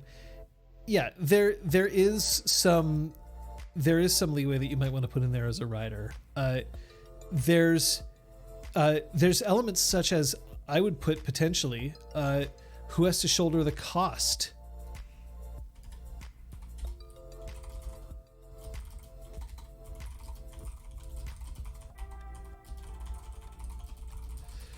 So different games incur different costs. Are you playing a miniatures game? If you're playing a miniatures game, who has to buy the miniatures? Because all too often it's the GM or one player who just has a massive collection of miniatures and they bring into play. And then they're like, okay, well, you're going to face a dragon. So now I have to go out and buy a massive dragon miniature and that's going to cost me like $50. But I want to do it anyway. If you want to do it, that's great. But I do think that it's unfair to make one person shoulder the burden of paying for everything in the game, assuming that everybody is in the same financial situation and everybody is getting the same amount of enjoyment from it. Does everybody need to buy the book? These days, a lot of books are digital. And while in a morally gray zone, depending on the game, it may be possible for you to just get the PDF and buy it once and then distribute it to everybody in the game. But is that legal? Or is that morally correct? Depends on your point of view, and I'm not about to get into that here. But things like, when I was running a game at one point, people were like, oh, the source book comes out. I can't wait to integrate stuff from this new tribe book, clan book, kith book, class book, any number of things. But it was kind of assumed that the GM would buy it. Well, that's not fair. Why should the GM have to buy all of the books? Now, sometimes that is reasonable. If the GM has a lot of disposable income and the other players don't, that's fine. If the GM wants to buy a whole lot of extra source books and the other players are like, but we're happy playing with the core, maybe then it's not something that the GM should require the other players to shoulder. Maybe everybody is responsible for buying their own dice.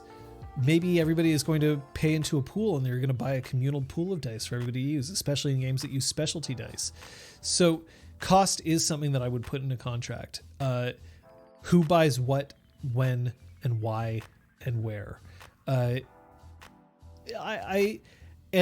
in this particular case, it is something that you might be able to negotiate. If you are poor, maybe you're like, look, I really want to play, but I can't afford to buy you dinner. Okay, that's fine. But this is the kind of thing that you could put into a session zero, but I do think that some elements of cost are important to put in a contract if you're discussing money elsewhere. So,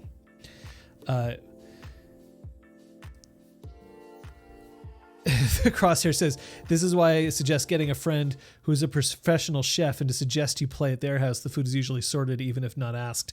So this is something that I'll also point out. And this is something that I would put in a tips document, which is probably what we're going to be doing in a future RPG clinic. If you're always playing the same place, you are both simultaneously making that person's life easier and harder. Easier because you don't have to go anywhere. You're already at the location that you're going to play. If you're playing in my home, I don't have to go somewhere. But that means that I also have to make sure that I'm always ready to accommodate guests. Maybe that's not a big deal. Maybe it is. For RPG Clinic, for Exaltwitch Nexus, this essentially meant that Liz and Scott didn't have a dining room table because the game was basically, and the game in the stream setup was basically always set up there. These days, I don't have a dining room table. The stream setup is always set up there because that's just the way it is. Now, some of this is choice. Nobody's forcing me to not take down all the stream stuff each time. But it is important to know that while simultaneously someone might be like, I prefer to host game at my place because it means that I don't have to go anywhere. It also means that this person is responsible for like doing the dishes after you leave, making sure the place is clean before you show up, Maybe they're going to find some of their foodstuffs raided occasionally. So it's just something to keep in mind. That's less of a contract thing and more of a tips thing. Yeah, even with the new condo right now. Now, this is because we aren't completely set up. My office is not set up properly. Out of all the rooms in the house, my office is probably the one that's the least set up because we've kind of been using it as a staging area, and that's okay. That's what we agreed to and decided. But no room is actually fully complete right now. Plus, we also have to deal with the fact that we have our current setup where we're playing with, over the internet with two of our players, and in the future, when hopefully we'll all be able to play in the same room, which will ask for a different setup. And we may invest in things to make sure that setup is a lot easier. Right now, I have two big lights with diffusers on either side here, and they're kind of tucked out of the way. They're not really, like, I'm not bumping into them constantly, so it's a little easier for me to handle. But when we're setting up for a bunch of people sitting around the table, we have a lot of lights that we have to put up, and then we have cameras and tripods and all that, and it's a lot to move around and cabling and stuff like that. Maybe at some point we'll invest in being able to do things like we'll get flat panel lights that we can permanently mount so that we don't have to keep lifting them and taking them down, and they'll be on the walls so they're not going to be in the way if I need to move elsewhere. So this is these are plans for the future. I am not complaining. I'm super happy with what we've got right now, but it is just important to note that there are responsibilities on both sides, because transportation is also annoying, right? Like,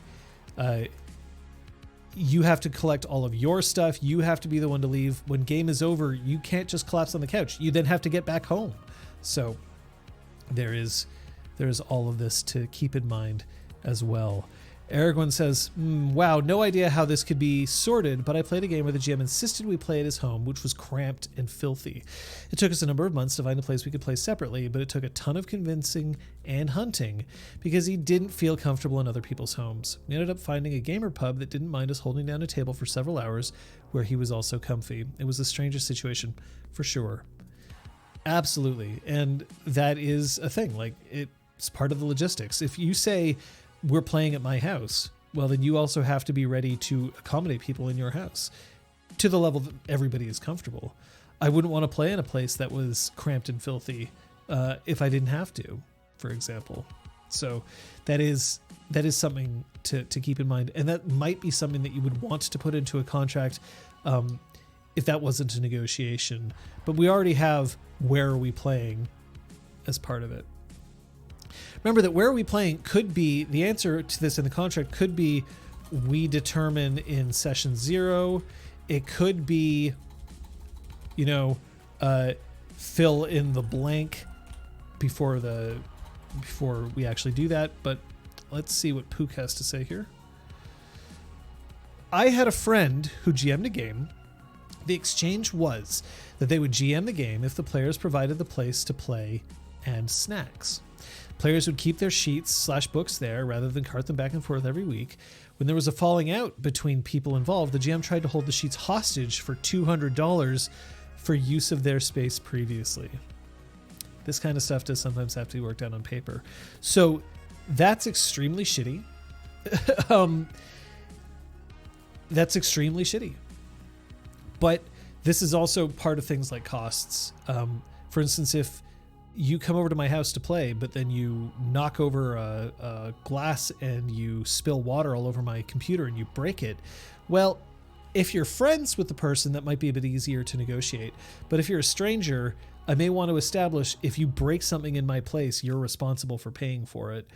That sort of thing.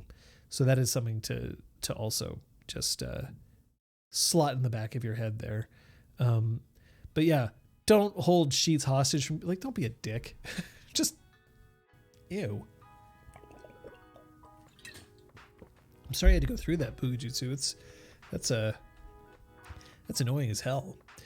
But Pook makes mention of exchanges that are quite common. The GM says, I will run if you provide the place to play or if you do the snacks. When I run tabletop games that aren't RPG Clinic, I often put as kind of like a rider to my agreeing to play. Again, I don't make contracts, but I do say the one thing that not the one thing, but one of the things that I say is, yes, I will run game. I will not be the only person responsible for scheduling. I will not be the person to have to chase everybody down and find out when everybody can play, because I had to do that for way too long. It's not something I'm willing to do anymore. And I don't want to do it. One of the things that I'd also say is that if I'm running a tabletop game these days, is I'd have to be able to be like, look, we have to come to agreement about how often we're playing, and we got to try to stick to it. The number one thing that I find kills games among adults who have responsibilities is not being willing to prioritize the time to play. Doodle polls, I fucking hate doodle polls.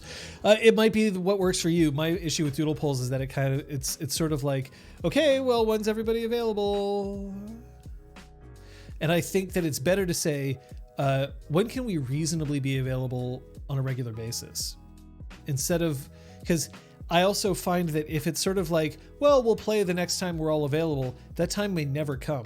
If you say we're playing on Sunday evenings, that means that people then have to start thinking in their mind, I cannot accept other things happening on Sunday evenings. I must prioritize this instead, which is what we've done for RPG Clinic. We know that our Sunday evenings are forfeit because we're playing.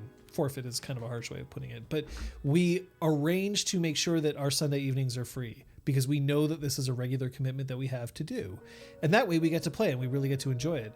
But if we were constantly wondering like, oh, well, when's the next time we can play? It becomes a lot harder.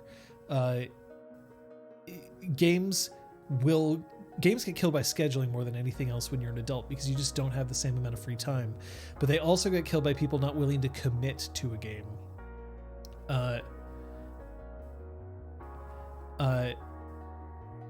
Is this stream at the new bitrate? Yes, this stream is at the new bitrate. This stream is running currently at 30 FPS, 3000 kilobits per second, so 3 megabits per second at 1080. So let me know what you think. This is also, I should point out, RPG Clinic doesn't run video games, so I'm not tempted to put it at a higher bitrate to make it more watchable because it's just my face that's moving around most of the time. So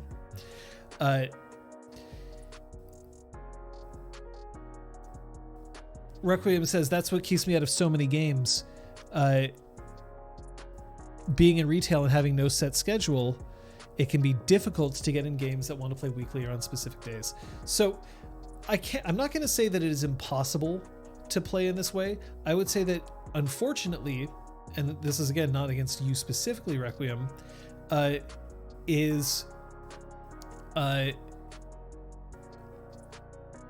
if you said that you could not commit to a regular time to play, I would say that I would not want to play.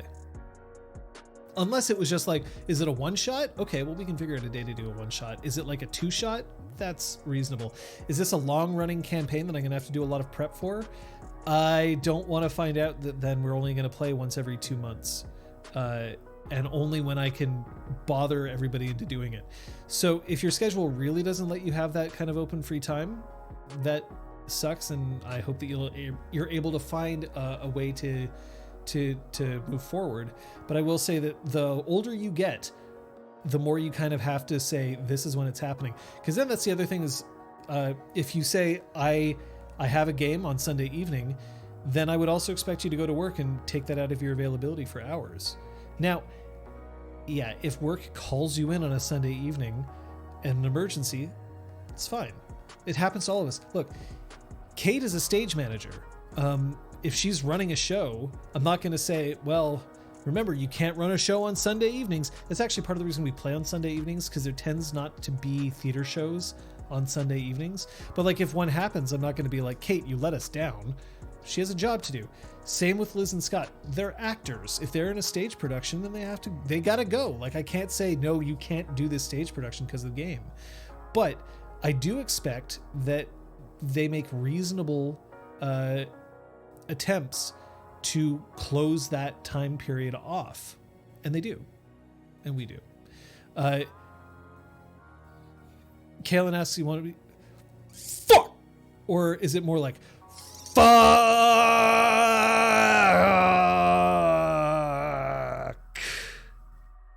I don't know which kind of fuck you want me to give.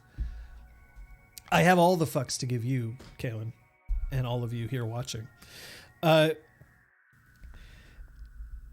I could easily lock down and play today. I have every weekend off. The problem is I run into is that everyone wants to play weekly.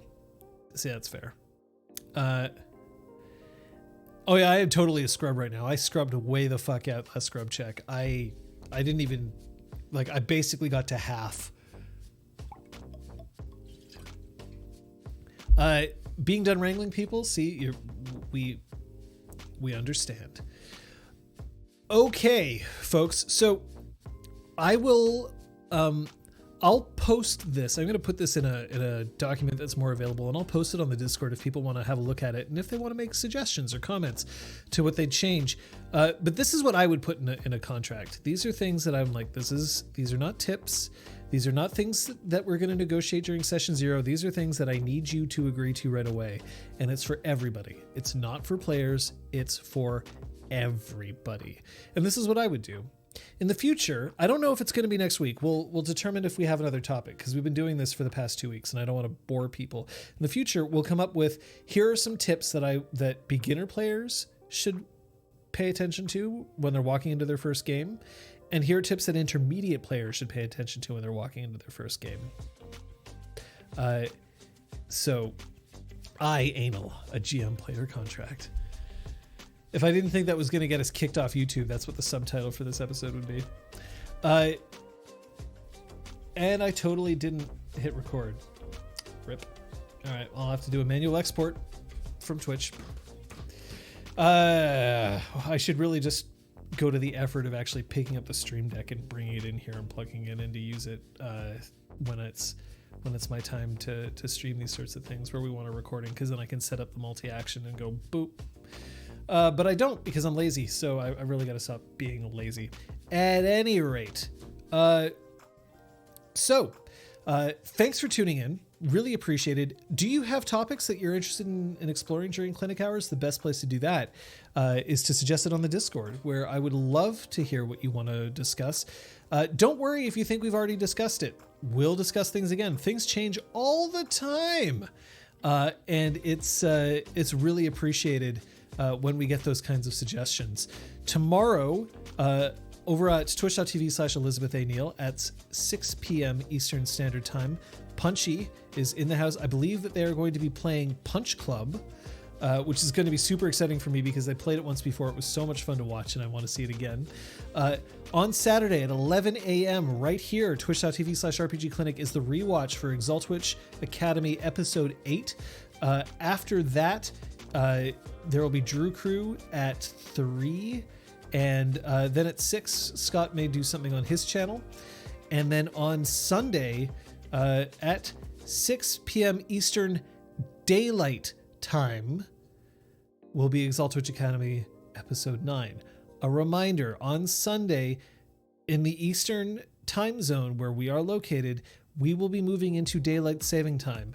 If you do not also enter Daylight Saving Time this Sunday, we will appear to be happening an hour earlier for you, as we are skipping ahead an hour. So please bear that in mind. Otherwise, thanks so much for tuning in. A reminder that if you can, use your word hole, and we hope to see you soon.